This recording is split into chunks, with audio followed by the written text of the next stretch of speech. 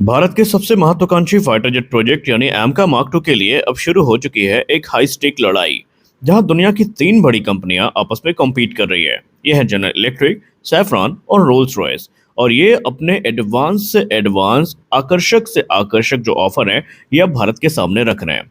लेकिन सवाल ये है कि क्या भारत फिर से विदेशी टेक्नोलॉजी पर निर्भर रहेगा लंबे समय तक, या इस बार भारत की जो शर्त है वो सबके द्वारा मानी जाएगी। आज हम समझेंगे पूरी कहानी, और हम ये भी जानेंगे कि क्या इस समय अमेरिका के टारगेट में एमका प्रोग्राम है।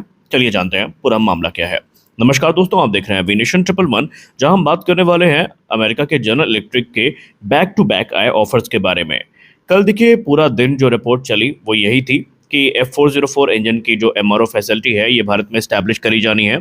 इसके बाद हमने ये भी जाना कि जो F414 है इसमें लगभग आम सहमति बन चुकी है, बस एक फाइनल कॉन्ट्रैक्ट है जो साइन होना बाकी है। लेकिन अब हम बात करते हैं एमका मार्क टू के बारे में, और उससे पहले हम समझते हैं कि एमका मार्क टू ऐसा है क्या, इसमें क्या है कि इस समय एमका बहुत ज़्यादा अमेरिका इस पर बहुत ज़्यादा ध्यान केंद्रित कर रहा है। Advance medium combat aircraft basically Bharat का पहला 5th जनरेशन फाइटर एयरक्राफ्ट है।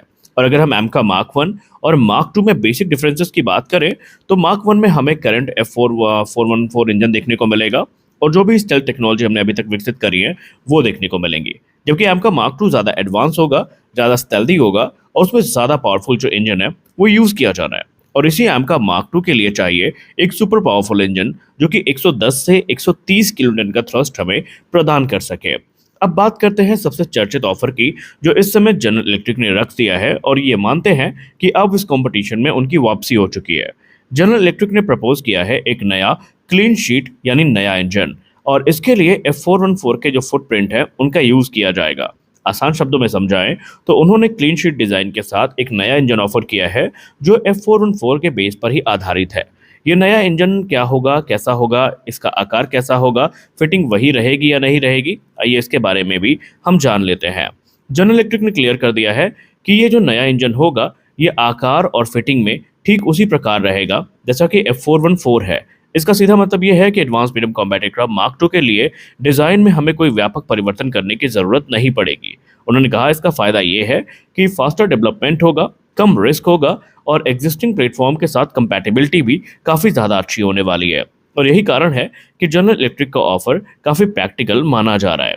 अब यहाँ पर सबसे बड़ा पेच जो फंसा है वो टीओटी और इंटेलेक्चुअल प्रॉपर्टी राइट्स का है। अमेरिका की चलिए सारी बातें सही हैं, लेकिन असली सवाल ये है कि क्या ट्रांसफर ऑफ टेक्नोलॉजी और इंटेलेक्चुअल प्रॉपर्टी राइट्स में भारत की शर्तें वो मानेगा। जनरल इलेक्ट्रिक ने F414 के लिए तकरीबन 80% जो टीओटी है वो ऑफर करी है, लेकिन भारत चाहता है कि हमें 100% टीओटी और 100% जो इंटेलेक्चुअल प्रॉपर्टी राइट्स है वो चाहिए। इसके बिना बात नहीं बनेगी। और ये क्यों? ये इसलिए ताकि भविष्य में हम इंजन को खुद अपग्रेड कर सकें, दूसरे देशों को एक्सपोर्ट कर सकें, और किसी पर हमें डिपेंडेंट ना रहना पड़े।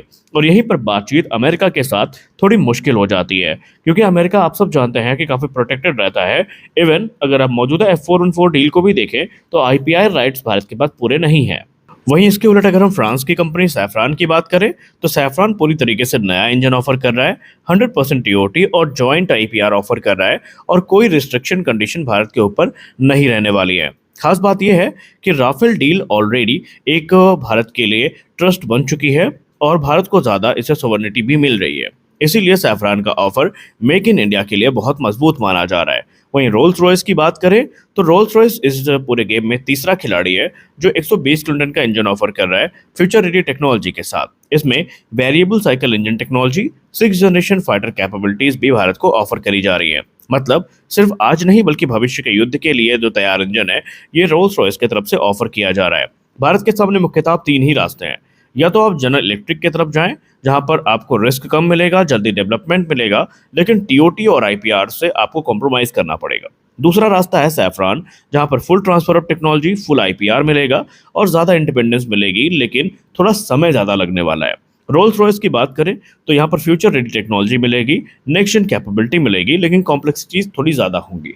यानी सिर्फ टेक्नोलॉजी नहीं बल्कि एक स्ट्रेटेजिक डिसीजन है भारत का जेट इंजन, और भारत इसीलिए सभी रास्तों को काफ़ी अच्छे से इवेलुएट कर रहा है। भारत सरकार इन तीनों प्रपोजल्स को इवेलुएट कर रही है और जल्द ही इस पर फैसला लिया जाएगा। वैसे देखा जाए तो 95% से ज़्यादा चांसेस सैफरान के ही हैं जिनके साथ हम इस इंजन को विकसित करने वाले हैं, लेकिन अब यहाँ पर भारत कोई रिस्क नहीं लेना चाहता। और अगर भारत सही चुनाव करता है तो आने वाले भविष्य में भारत खुद के इंजन बना भी सकता है, उसे एक्सपोर्ट भी कर सकता है। तो आपका क्या मानना है? क्या भारत को जनरल इलेक्ट्रिक का ये जो एक प्रपोजल आया है, इसको कंसीडर भी करना चाहिए या नहीं? या फिर सैफरन या रोल्स रॉयस में से हमें किसी एक को चुनना चाहिए? या फिर आप अभी भी फुल इंडिजिनस इंजन का समर्थन करते हैं? आप अपनी राय कमेंट सेक्शन में जरूर दें। मिलते हैं अगले वीडियो में, तब तक के लिए जय हिंद।